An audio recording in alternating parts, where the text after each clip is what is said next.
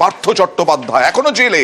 সেই পার্থ চট্টোপাধ্যায়ের ইচ্ছে, পার্থ চট্টোপাধ্যায় গ্রেফতার হওয়ার পরপরই এই ইচ্ছে অনুষ্ঠান বাড়ি সিল করে দেওয়া হয়। কোর্টের অনুমতি আছে কি? কেন ইচ্ছে, কেন কথা উঠলো? ইচ্ছে খুলতে দেখা যাচ্ছে, ইচ্ছেতে সাফসূত্র হচ্ছে, ইচ্ছে খুলছে। ইচ্ছে কি করে খুলছে দেখুন সেই ছবি আজকে আমাদের নিউজ 18 বাংলায় এই মুহূর্তে দেখছেন। ইচ্ছেতে সাফসূত্র চলছে, ইচ্ছে অনুষ্ঠান বাড়িতে কসবায় এই ইচ্ছের অনুষ্ঠান বাড়ি সাফসূত্র করা হচ্ছে। এছাড়াও সেখানে রান্না বান্নাও চলছে। এই সমস্ত কিছু কি করে হচ্ছে, কি করে খোলা হলো? কসবার ইচ্ছে ফের হচ্ছে ঝকঝকে, বাইরে রং করা হচ্ছে, আপনারা দেখতে পাচ্ছেন। ইচ্ছে অনুষ্ঠান বাড়ি এই 2022-এ এই ইচ্ছে বন্ধ হয়েছে, চলছে সাফাইয়ের কাজ। কসবার ইচ্ছে ফের কি করে ঝকঝকে হচ্ছে?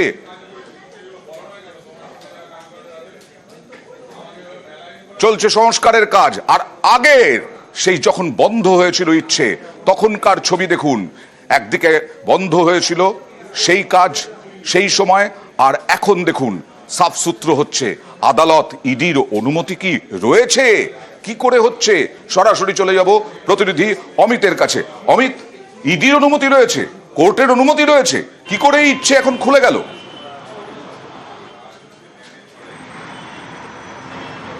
দেখো, সেই প্রশ্নগুলো তো থাকছেই। তবে তোমাকে জানিয়ে রাখবো, 2022 সালে পার্থ চট্টোপাধ্যায় গ্রেপ্তার হওয়ার আগে কসবার রাজডাঙ্গা মেন রোডের এই ইচ্ছে, এটি একটি অনুষ্ঠান বাড়ি, যেটি দুটো প্লট রয়েছে। একটি প্লটে শুটিংয়ের কাজে ভাড়া দেওয়া হতো, আরেকটি কাজে ব্যাংকোয়েট হিসেবে বিভিন্ন অনুষ্ঠানের জন্য ভাড়া দেওয়া হতো। এলাকাবাসী বলছেন পার্থ চট্টোপাধ্যায় গ্রেপ্তার হওয়ার কিছুদিনের মধ্যেই এটি বন্ধ হয়ে যায়, এবং বন্ধ হয়ে যাওয়ার পর সেখানে কেয়ারটেকার বা নিরাপত্তা রক্ষীও কিন্তু কেউ ছিলেন না, কেউ থাকতেন না। এই সুযোগে বিভিন্ন সময় রাতের অন্ধকারে চুরির ঘটনাও কিন্তু ঘটেছে এই ইচ্ছে অনুষ্ঠান বাড়ি থেকে। সম্প্রতি এলাকাবাসীর নজরে এসছে আবারও ইচ্ছের ভেতরে জনা কয়েক লোক তারা আসছেন, প্রতিদিন ঢুকছেন, পরিষ্কার করা হচ্ছে। অর্থাৎ যে অবস্থায় চলে গিয়েছিল গত 3 বছর ধরে বন্ধ, ধুলোতে পুরো ভরে ছিল, বেশ কিছু জিনিস চুরি হয়ে গেছিল, সেই সমস্ত জায়গা থেকে এই মুহূর্তে আজকে যে আমাদের ক্যামেরায় যে ছবি ধরা পড়েছে, তাতে আমরা দেখেছি একজন নিরাপত্তারক্ষী বা সিকিউরিটি গার্ড সেখানে রয়েছে। এমনকি 2 থেকে 3 জনকে আমরা দেখেছি ভেতরে, যারা আমাদের ক্যামেরা দেখে লুকিয়ে যাচ্ছেন, কথা বলতে চাইছেন না। ইডি এবং কোর্টের অনুমতি ছাড়া কি করে ইচ্ছে আদৌ খুলছে, সাফসূত্র হচ্ছে? তুমি তো কথা বলতে গিয়েছিলে যাদের সঙ্গে, দেখাবো। দাদা একবার শুনুন, দাদা একবার শুনুন।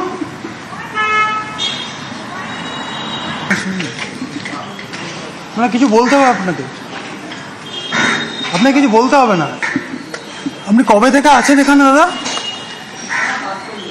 কাজ করেন? কি কাজ? আপনি কতদিন ধরে আছেন? লুকিয়ে পড়ছেন কেন? কি কাজ করছেন ভেতরে? লুকিয়ে পড়ছেন কেন? এখানে শুনুন, লুকিয়ে আছেন কেন? এবার চলে আসবো সেই চাকরি বাতিলের খবরে। চাকরি হারাদের পাশে দাঁড়িয়ে বিস্ফোরক ফিরহাদ হাকিম। পার্থ চট্টোপাধ্যায়ের লজ্জা, বিস্ফোরক মন্তব্য ফিরহাদ হাকিমের। এছাড়াও তিনি বিচারপতির বাড়িতে টাকা উদ্ধারও একইভাবে লজ্জা। চাকরি হারাদের পাশে দাঁড়িয়ে এই মন্তব্য ফিরহাদ হাকিমের।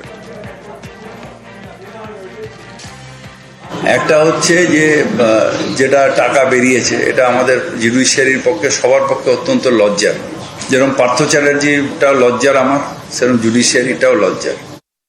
আর পার্থ চট্টোপাধ্যায়কে তোপ সম্বিত পাত্র বিজেপি নেতা, জাতীয় নেতা। তার জাতীয় স্তরের নেতা পার্থ চট্টোপাধ্যায়ের ছবি দেখিয়ে, পার্থ চট্টোপাধ্যায় শিক্ষামন্ত্রী থাকাকালীন দুর্নীতির অভিযোগ, ছবি দেখিয়ে তোপ সম্বিত পাত্র।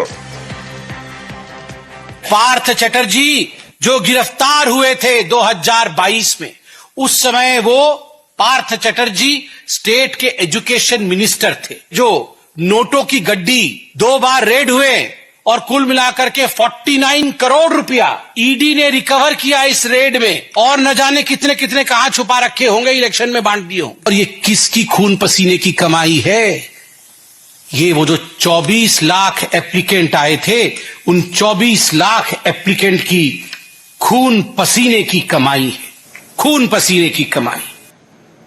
গতকালই আমরা আশঙ্কা প্রকাশ করেছিলাম এক রায়ে 26,000 চাকরি বাতিলে সুপ্রিম কোর্টের নির্দেশে শিক্ষা জগতে প্রভাব পড়ার আশঙ্কা, আর সেই আশঙ্কাই সত্যি হলো। কোথাও প্রধান শিক্ষক পরীক্ষার খাতা দিচ্ছেন, কোথাও পরীক্ষাই বন্ধ হয়ে গেল। দেখুন,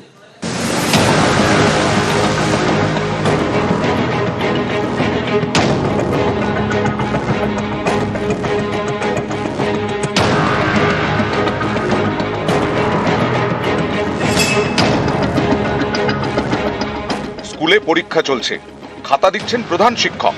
এ ছবি হুগলির বাঁশবেড়িয়া গ্যাঞ্জেস হাই স্কুলের। সুপ্রিম কোর্টের রায়ে আচমকা শিক্ষকের অভাব দেখা দিয়েছে। পরীক্ষার খাতা দেখার মতো কেউ নেই, তাই প্রধান শিক্ষকই পরীক্ষার খাতা দিলেন।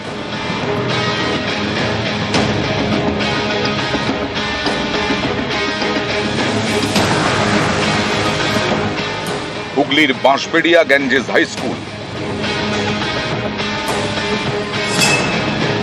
শিক্ষক শিক্ষাকর্মী মিলিয়ে এই স্কুলের 15 জনের চাকরি গেছে। এর জেরে এমনই অবস্থা যে পরীক্ষার খাতা দিতে হলো প্রধান শিক্ষককে। এতগুলো রুম, এতগুলো বাচ্চা, মোট 28টা রুমে পরীক্ষা হচ্ছে, আর আমরা অলরেডি 15 জনকে হারিয়েছি। খুব অসুবিধা হচ্ছে। এরকম রুম আছে যেখানে একজন মাস্টারমশাই দুটো রুম পাশাপাশি দেখছে।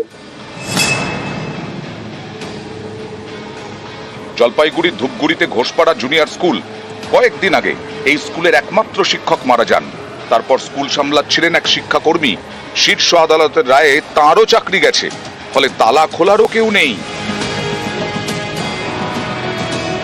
এই পরিস্থিতির কথা জেলা পরিদর্শকের কানে যায়। তখন তিনি এক শিক্ষককে পাঠান স্কুলের তালা খুলতে।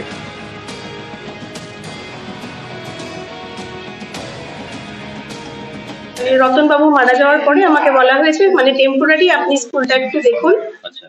তারপরে আমি এসে অমলদাকেও পেলাম না। বছর 2 আগে এরকমই ছবি দেখা গিয়েছিল। সেবার অন্য একটি নিয়োগ দুর্নীতি মামলায় কলকাতা হাইকোর্টের রায়ে শিক্ষাকর্মীদের চাকরি যায়। এর জেরে বাঁকুড়ার একটি স্কুলে ঘন্টা বাজানোর কেউ ছিলেন না, শিক্ষকদেরই ঘন্টা বাজাতে হয়।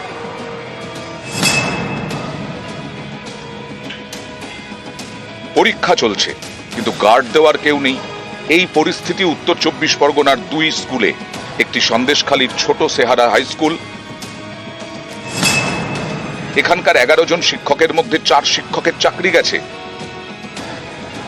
একই ছবি বাদুড়িয়া এলএমএস হাই স্কুলের। এখানেও পরীক্ষার হলে নজরদারি নেই। সুপ্রিম কোর্টের রায়ে এই স্কুলের 7 শিক্ষকের চাকরি গেছে। 33 জন শিক্ষক, এর মধ্যে 13 জনের চাকরি বাতিল। এর জেরে পরীক্ষা বন্ধ মুর্শিদাবাদের পঞ্চগ্রাম আইএসএ হাই স্কুলে। ওনারা আজকে কেউ আসেননি, ওটা স্কুল ফাঁকা, সেই পরীক্ষাটা স্থগিত করতে বাধ্য হয়েছি। হয়তো একটু পরিস্থিতি স্বাভাবিক হলে ফার্স্ট সেমিস্টার রিভ্যালুয়েশনটা দিতে পারবো।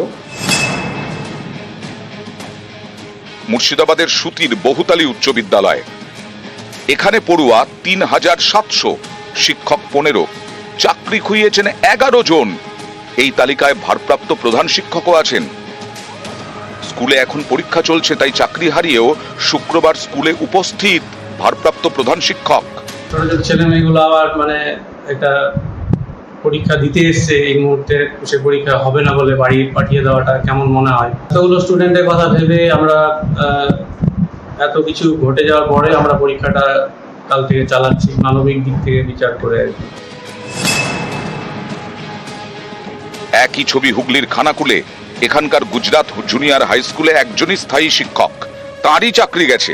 কিন্তু যাতে পরীক্ষা হয় তাই চাকরি হারিয়েও তিনি স্কুলে হাজির। নিউজ 18 বাংলা।